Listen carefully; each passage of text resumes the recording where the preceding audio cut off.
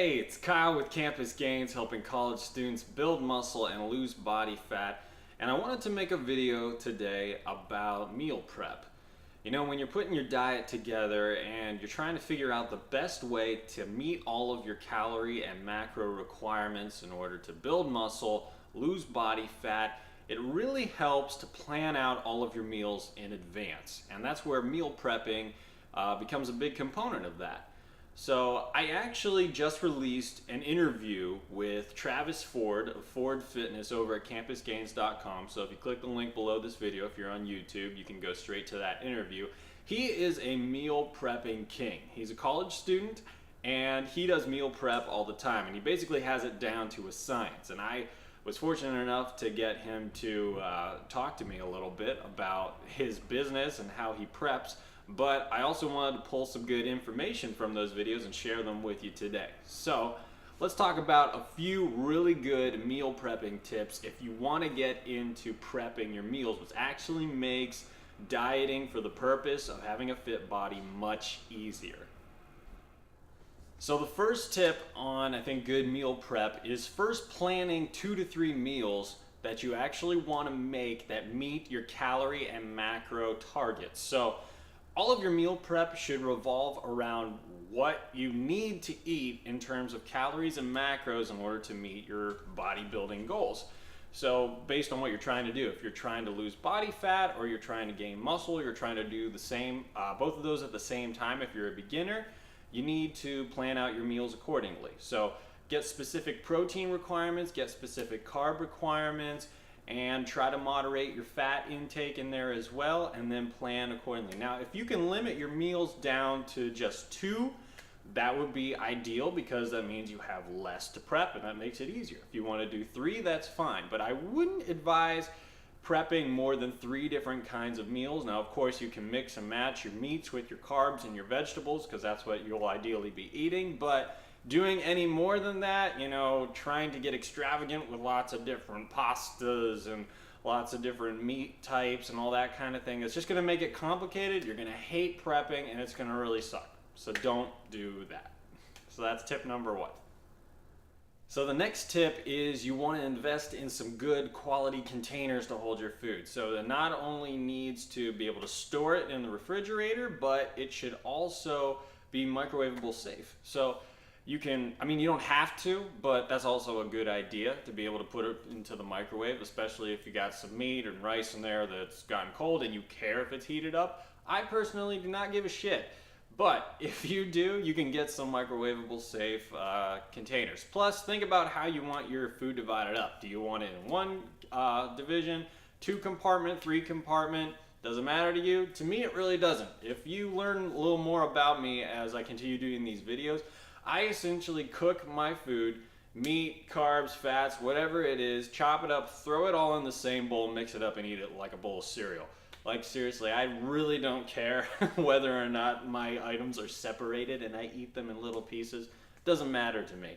So, but there's also some other really cool things that you can get in order to make meal prep and taking your food in different places helpful. Like, there's this hot box mini logic heated lunchbox thing that it allows you to essentially, it has a heating pad inside of it, and it looks like a normal lunchbox, and you can put one of those containers that are microwave safe and also it can be heated up and essentially heat it while you're, in class or you're in a club or something like that, and come back to it, the food is heated and ready to eat without even putting it in a microwave. So that's a nice little item that you can include in your containers and all the stuff you need to prep your meals. Okay, so the next tip, it's gonna sound kind of stupid, but it's season your meat well. So when I first started cooking, actually getting really healthy food with lean meats and all this kind of stuff, I made the mistake that most guys make, which is essentially just cooking the meat as it is and then just eating it straight, with no seasoning, no nothing on it, and immediately I thought, wow, this food tastes like shit. Well, no kidding, because you didn't put anything on it. So don't try to make the mistake of when you look up recipes on cooking chicken or meats and things like that, they always have this huge long list of add a little salt, add a little pepper, add a little garlic powder, and like the seasonings, there's a list of like 10 seasonings to put in. No, fuck that shit. Just get some mixes. Get some nice steak seasoning mix, get some nice chicken seasoning mix. It all is put together in one bottle and you just dump it over the shit, okay?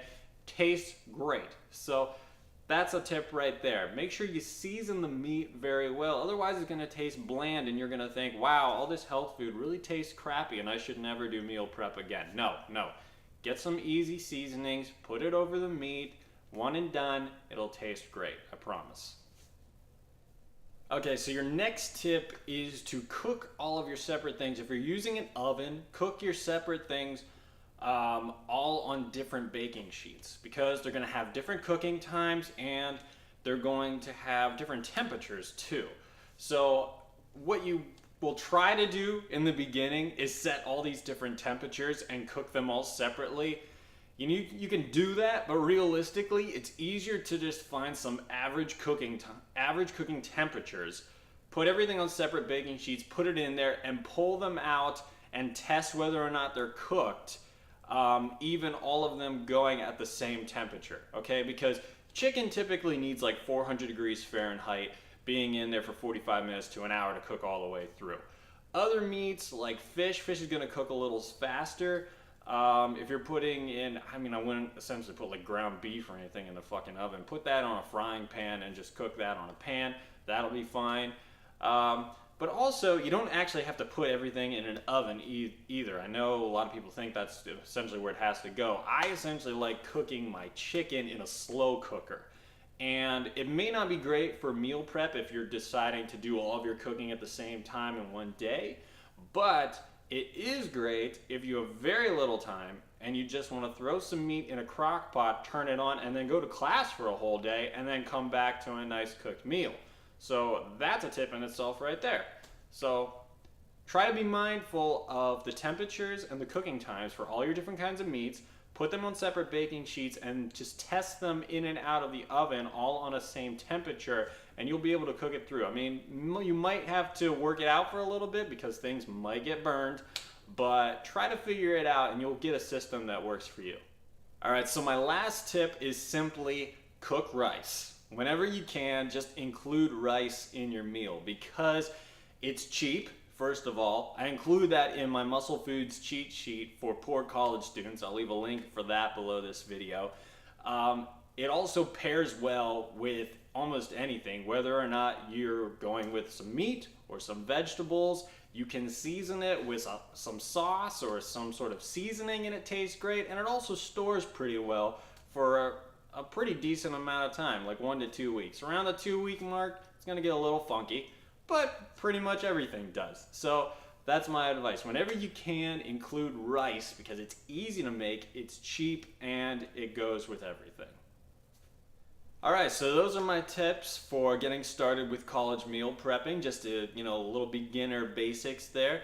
Now I would advise you to start small. Maybe just prep 1 or 2 days out of your entire week. Because if you try to prep the entire week, you might get overwhelmed and try to give up because honestly, it takes a few hours once you get started in order to learn a good system, in order baking and putting all the food together and packaging it up. So don't try to get overwhelmed. Just start small. You might find you really enjoy it, and then later on you'll pick 1 day out of the week to do all your prepping and get it all done. Okay?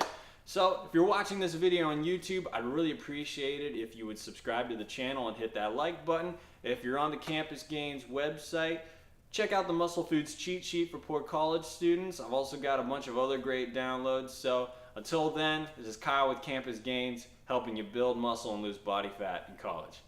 See ya.